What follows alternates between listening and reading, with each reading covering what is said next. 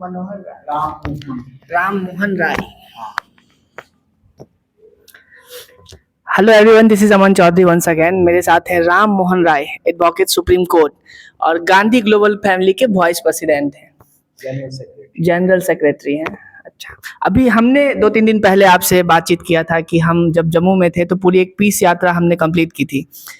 अब जो हमारी आने वाली पीस यात्रा होने वाली है उसमें सबसे ज़्यादा जो हमें सपोर्ट कर रहे हैं वो गांधी ग्लोबल फैमिली कर रही है। तो गांधी ग्लोबल फैमिली क्या है, वो क्या काम करती है, वो उसके बारे में हम इनसे जानते हैं। बहुत बहुत स्वागत है हमारे चैनल पे आप। गांधी ग्लोबल फैमिली एक अंतर्राष्ट्रीय संगठन है और हम गांधी जी के विचारों पर, जो विचार हैं सत्य, अहिंसा और भाईचारे के, उसका पूरी दुनिया में प्रचार प्रसार करते हैं। हम संयुक्त राष्ट्र संघ के साथ एफिलिएटेड हैं और हमारे अध्यक्ष पद्म विभूषण श्री गुलाम नबी आज़ाद हैं, जो जम्मू कश्मीर के 2 बार मुख्यमंत्री रहे और जिनका बहुत लंबा राजनीतिक करियर है बतौर यूनियन मिनिस्टर के, विपक्ष के नेता के, लोकसभा राज्यसभा दोनों में। परंतु मैं ये समझता हूँ कि उससे भी ज़्यादा उनका परिचय ये है कि 1969 में जब पूरी दुनिया के अंदर गांधी जन्म शताब्दी मनाई जा रही थी, उस समय श्री आज़ाद ने, जब वो स्टूडेंट थे, तब उन्होंने गांधीयन मूवमेंट ज्वाइन की थी। उसी हैसियत से वे हमारे अध्यक्ष हैं। हमें किसी राजनीतिक सरोकार से कोई लेना देना नहीं है, क्योंकि वो गांधीयन है, इसलिए हम उन्हें न केवल प्रमुखता देते हैं अपितु अपने एक संरक्षक के रूप में भी महसूस करते हैं। पद्मश्री डॉक्टर SP वर्मा जी, जो हमारे इस पूरे गांधी ग्लोबल फैमिली के सूत्रधार हैं और जिन्होंने जम्मू कश्मीर में अनेक अपने कार्यों से शांति का, सद्भाव का कार्य किया है। और मैं तो 1990 से ही जम्मू कश्मीर में निर्मला दीदी के साथ अनेक बार, जब आदरणीय श्री SP वर्मा जी ने वहाँ हमें निमंत्रित किया, तो उस समय आतंक के दौर में भी हम लोग गए। और मैं समझता हूँ कि वो ही पृष्ठभूमि रही हमें बिहार में, जहानाबाद में जब नरसंहार चल रहा था तब हम लोग पहुँचे। छत्तीसगढ़ में, झारखंड में, जहाँ भी हिंसा की बात होती है वहाँ गांधी ग्लोबल फैमिली सदा आगे रहती है। तो ये गांधी ग्लोबल फैमिली का एक सरोकार है जो पूरे दुनिया में महात्मा गांधी के जो कार्य हैं उसको प्रचारित प्रसारित करने का एक विचार प्रवाह देता है। और मुझे इस बात की खुशी है कि फ्रॉम द फर्स्ट डे, जब से जनाब गुलाम नबी आज़ाद, SP वर्मा जी और हमारे अनेक साथियों ने गांधी ग्लोबल फैमिली की स्थापना की, निर्मला देश पांडे जी के सानिध्य में, तब से मैं इस संस्थान का बतौर महामंत्री काम कर रहा हूँ। हमने अभी इंडिया में यात्रा किया है, पूरा इंडिया कवर किया है। यात्रा के दौरान जो सबसे ज़्यादा हमें प्रॉब्लम हुई वो ये हुई कि लोग मुझे अनप्रोडक्टिव डिस्कशंस में फंसा देते हैं। कौन जात के हो, कहाँ से आए हो, क्या किया। तो इस तरह की चीज़ों को आने वाले समय में गांधी ग्लोबल फैमिली का क्या स्टैंड है कि इस तरह की चीज़ें ना हो। कौन जात से है, इससे क्या मतलब है? देखिए, हम जात को तो नहीं अभी मिटा सकते, पर हम एक प्रयास कर सकते हैं, क्योंकि भारत की नहीं बल्कि पूरे दक्षिण एशिया की ये प्रॉब्लम है। और वो चाहे हिंदू हो, चाहे मुस्लिम हो, चाहे सिख हो, चाहे ईसाई हो, चाहे उन धर्मों में बात कही गई हो कि जाति कोई स्थान नहीं रखती, पर हमें बाबा साहब अम्बेडकर की वो बात याद रखनी चाहिए कि जाति तो क्यों नहीं जाती। तो उसके लिए प्रयास करना चाहिए। जैसे मेरे माता पिता ने मेरा नाम तो राजा राम मोहन राय रखा था, अब कुछ मैं फिर राजा राम मोहन राय से राम मोहन राय बना। तो अनेक लोग मुझको कुछ कुछ कहते हैं कि जब मैं ईस्टर्न यूपी में जाता हूँ तो मुझे भूमिहार कहते हैं, जब मैं बिहार में जाता हूँ तो मुझे भूमिहार कहते हैं, कहीं कुछ कहते हैं, कहीं कुछ कहते हैं। पर मेरी जाति का मैंने कोशिश की कि वो पता ना चले।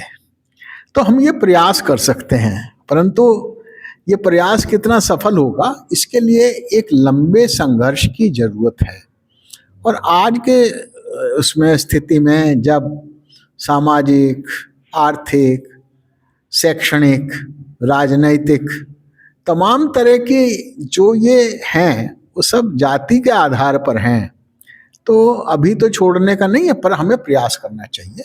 बात करें अगर अनटचेबिलिटी की, तो पूरे इंडिया में लोग कहते हैं कि ये एक बहुत बड़ी प्रॉब्लम है। इसके वजह से लड़ाइयाँ होती है बहुत ज़्यादा, इंडिया में पीस जो है सो भंग होता है।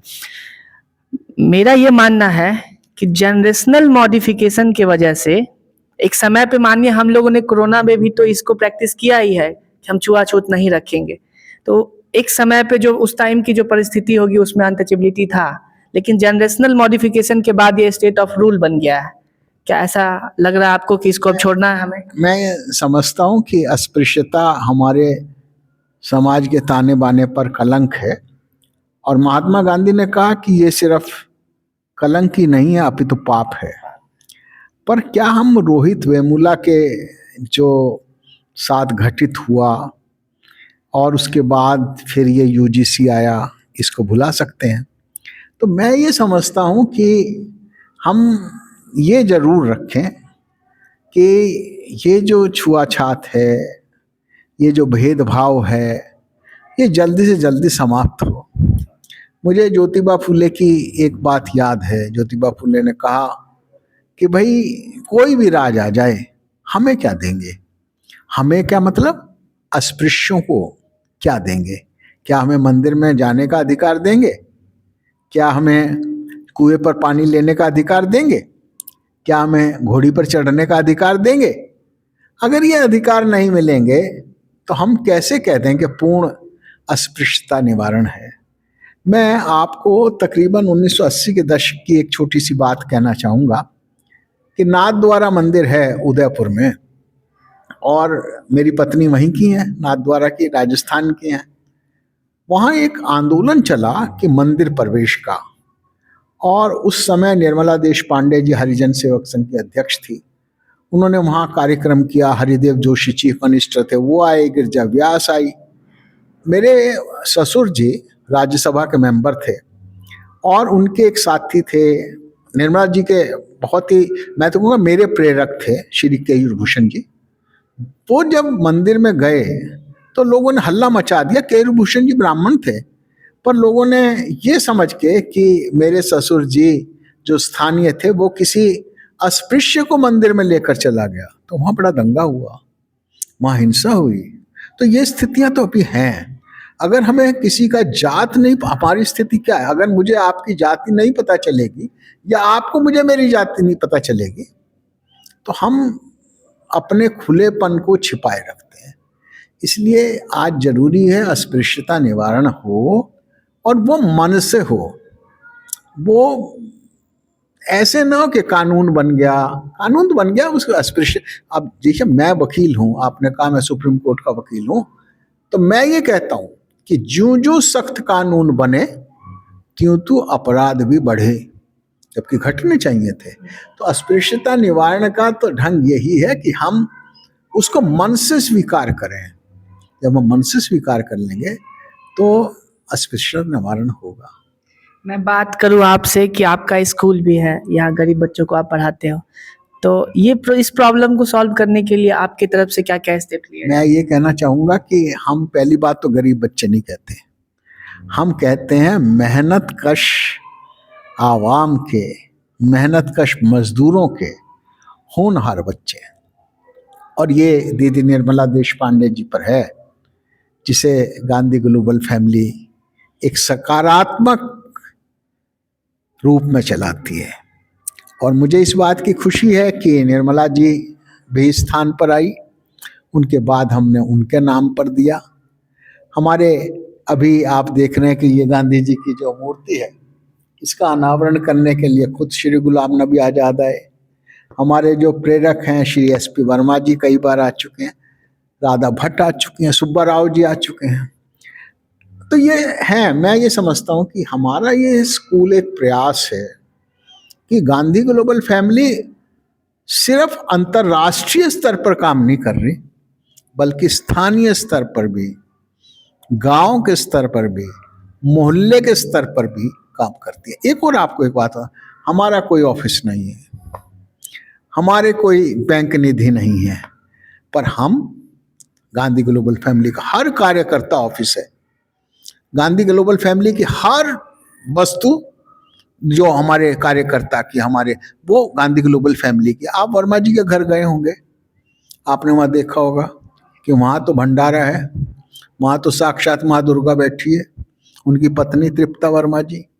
आप तो चलो अब 2-3 लोग गए होंगे, हम लोग तो 50-50 लोग गए हैं, आपकी तरह ही पद यात्रा करते हुए गए हैं, और हमने वहाँ भोजन प्राप्त किया है। तो मैं ये आपसे कहना चाहूँगा कि गांधी ग्लोबल फैमिली निचले स्तर पर काम करती है, और हम निचले स्तर पर ऊंचाई तक जाने का काम करते हैं। मैं पिछले दिनों यूरोप में था, अमेरिका में था, मैंने पूरे साउथ एशिया के कंट्रीज का दौरा किया है। मैंने वहाँ देखा है कि आप किसी का नाम लें, आप उसको जानते हैं, आप उसको जानते हैं, आप उसको जानते हैं, वो कहेंगे नहीं नहीं नहीं। आप जो ही कहेंगे you know mister Mahatma Gandhi, तो उसका जवाब yes we know mister Gandhi. ये है गांधी की प्रमुखता। और इसलिए जो भी गांधी का काम करता है, चाहे वो अमन कुमार करे, चाहे कोई और करे, हमारे द्वार खुले हुए हैं, हमारे हृदय खुले हुए हैं। बात करें अगर अभी जो हालिया स्थिति में अमेरिका वगैरह में जो प्रॉब्लम्स है, दुनिया में प्रॉब्लम्स है, एक बात मैं बार बार कहता हूँ कि अभी जिस ताकत पे अमेरिका है, उस ताकत पे जिस दिन भारत आ जाएगा, तो क्या ये पीस तो भारत का ही है, मंत्र तो पीस का भारत का ही है, जय जगत भारत का ही है। तो आने वाले समय में दुनिया में ये प्रॉब्लम खत्म हो जाएगी। हम अमेरिका के स्थान पर नहीं जाना चाहते। महात्मा गांधी ने आजादी से पहले कहा, स्थान से मतलब है पावर। यस यस यस, मैं वही कह रहा हूँ, हम उस पावर पर नहीं जाना चाहते। महात्मा गांधी ने कहा हमें आजादी क्यों चाहिए? हमें आजादी इसलिए चाहिए कि हम दुनिया की सेवा कर सकें। हम शस्त्रों से मुकाबले नहीं कर सकते। सोवियत यूनियन के पास, मैं तो रशिया में, सोवियत यूनियन में तकरीबन 1 साल रहा हूं। सोवियत यूनियन के पास इतने हथियार थे कि वो 9 बार पूरी दुनिया को समाप्त कर सकता था। अमेरिका के पास इतने हथियार है, वो कई बार दुनिया को समाप्त कर सकता। क्या एक बार दुनिया को समाप्त करके दोबारा की समाप्त करने की जरूरत है? नहीं है। तो हमारा जो विचार है वो अहिंसा का विचार है, हमारा विचार निशस्त्रीकरण का विचार है, हमारा विचार गुटनिरपेक्षता का विचार है। और इस विचार पर अगर हम खड़े रहेंगे तो भारत महान बनेगा, भारत शक्तिशाली बनेगा। हथियारों की ओर से, पैसे की दौड़ से, अंधा अनुकरण से हम नहीं महान बन सकते। बात करें तो आज हम देख पा रहे हैं कि बहुत सारे सोशल मीडिया के जरिए गांधी जी को किसी महिला के साथ खड़ा करके, किसी और चीज़ों के साथ खड़ा करके मॉर्फ इमेज को सर्कुलेट किया जा रहा है रिटायर्ड आर्मी की मदद से। तो इस तरीके से आपको लग रहा है कि अपने देश में गांधी जी के इमेज को खराब करने के लिए कुथित प्रयास किया जा रहा है? देखिए, सूरज पर थूकने से सूरज पर थूक नहीं गिरता, सूरज पर थूकने से अपने मुंह पर थूक गिरता है। गांधी जी को किन्हीं से जोड़ लो, उस पर कोई फर्क नहीं पड़ता। गांधी को आप क्या हम समझेंगे 30 जनवरी 1948 को खत्म कर दिया? नहीं, गांधी तो सहस्त्रों शताब्दियों तक जीवित है। क्यों जीवित है? गांधी विचार है। क्या अहिंसा समाप्त हो गई? क्या सत्य समाप्त हो गया? अगर सत्य अहिंसा समाप्त नहीं हुई, अगर बुद्ध विचार समाप्त नहीं हुआ, अगर बुद्ध को की मृत्यु नहीं हुई, अगर ईसा को सूली पर चढ़ाकर भी ईसा जिंदा रहा, अगर सुकरात को जहर देकर भी सुकरात के विचार जिंदा रहे, तो गांधी पर आप कितना ही आक्षेप कर लें, गांधी को धूमिल नहीं किया जा सकता। एक स्टेट है इंडिया में पंजाब, वहाँ कोई भूखा नहीं सोता। जम्मू कश्मीर है, वहाँ पे आप रोड साइड में किसी को घर बना के रहते हो नहीं, सबके पास जमीन है। तो जिस भी स्टेट के बारे में बात करते हैं, हिमाचल प्रदेश हो गया या और भी जगह पे, तो जो डेवलप्ड स्टेट है वहाँ पे सरकार के द्वारा कहा जाता है कि ये खालिस्तानी है, किसी को कहा जाता है टेररिस्ट है। कश्मीरी स्वागत जो है पूरे देश में सबसे अच्छा है। तो आप इसको किस तरीके से देखते हैं? जहाँ कुछ नहीं है वो सबसे अच्छे हैं, देशवादी है, मतलब देशभक्त है, और जहाँ सब कुछ है तो उसको कह रहे हैं कि आप बाहर से हैं। ये राजनीतिक नारे हैं। हमने इन शब्दों को राजनीतिक रूप दे दिया अपने स्वार्थ के लिए, अपने वोट के लिए और घृणा फैलाने के लिए, नफरत फैलाने के लिए। इसका कोई मतलब नहीं है उन लोगों से। मैं आपसे फिर कहना चाहता हूं अमन कुमार जी, मैं कामना करता हूं कि आप पूरी दुनिया के अंदर घूमें और मुझे इस बात की खुशी है मैं पूरी दुनिया में घूमा हूं। मैं ये कहना चाहता हूं कि कश्मीर में आप जाओ, और भाई मैं तो शिकागो में गया, न्यूयॉर्क में गया, मैं इटली गया, मैं अनेक देशों में जहां भी मैंने मदद चाहिए, मुझे तो हर जगह कश्मीरी की तरह आदमी खड़े पाए। हाँ, फर्क यह था कि वो स्विट्जरलैंड का कश्मीरी था, यानी कि हर जगह अतिथि परायणता है दुनिया के अंदर। जो लोग कह ना हम भारत अतिथि परायण है या फला प्रदेश अतिथि परायण, पूरी दुनिया अतिथि परायण है।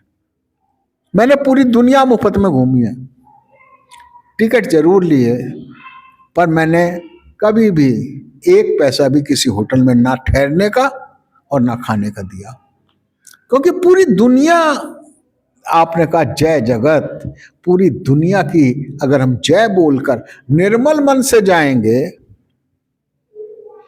तो आपके पूरी दुनिया स्वागत करने के लिए आंख फैलाए। याद करो स्वामी विवेकानंद को, कितनी मुश्किल से गए थे शिकागो, और पर उन्होंने जो वहां सत्कार पाया, भाषण तो एक अलग चीज है, भाषण एक अलग चीज है, पर जो सत्कार पाया, जो लोगों ने उनको अपने से, मैं जो आज से 2 साल पहले विश्व धर्म संसद हुई थी, मैं बतौर गांधी ग्लोबल फैमिली के एक प्रतिनिधि के रूप में वहाँ उपस्थित था।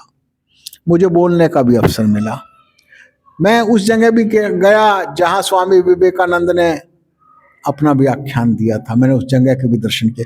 मैं कहना चाहूँगा कि पूरी दुनिया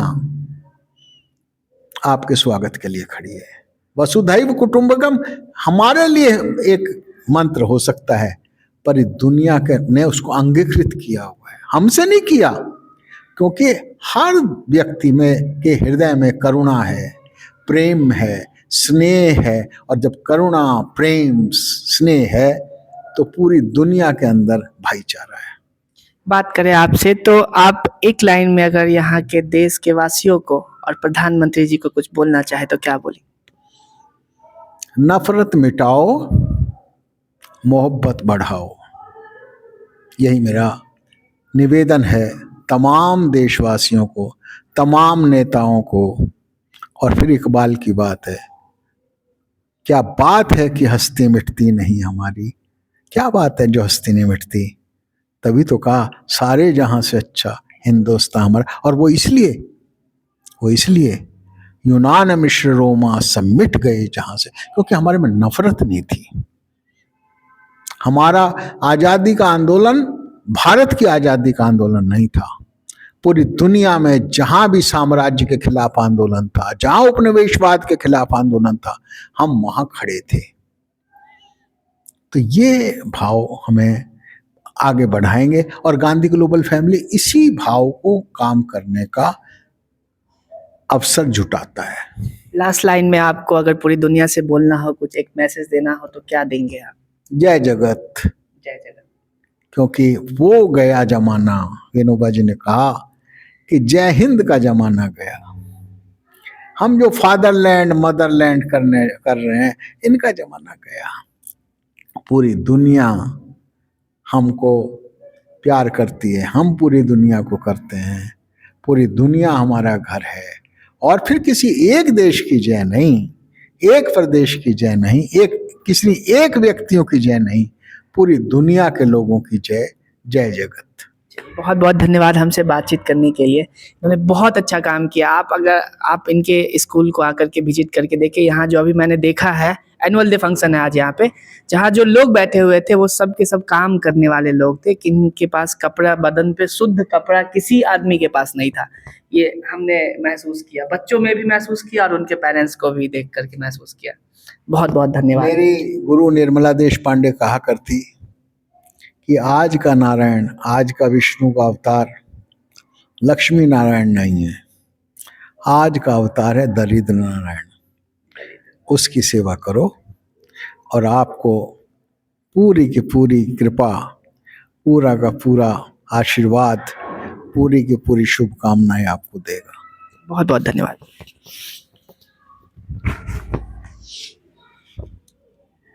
20 मिनट का हुआ।